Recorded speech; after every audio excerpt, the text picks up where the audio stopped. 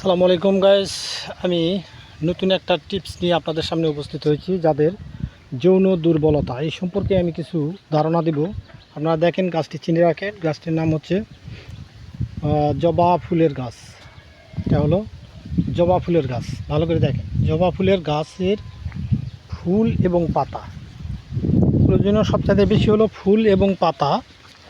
এই গাছটির সবচাইতে বেশি শক্তিশালী হলো ফুল এবং পাতা, দুটা একত্রিত করে সুন্দর করে পিষে যদি রস করে এর সঙ্গে সামান্য একটু মধু মিশে যদি খায়, তাহলে তার যৌবন শক্তি তীব্র হারে বেড়ে যাবে এবং কোনো রকম কোনো সমস্যা থাকবে না।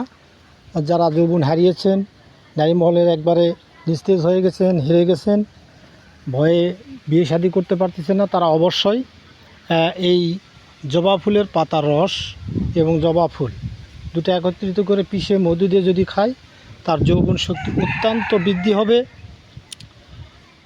এতটাই বেড়ে যাবে যে আপনি ভেবে কুল পাবেন না। আপনারা ভেবে অস্থির হয়ে যাবেন যে অবশ্যই এখানে যৌবন শক্তির একটা মহা ঔষধ।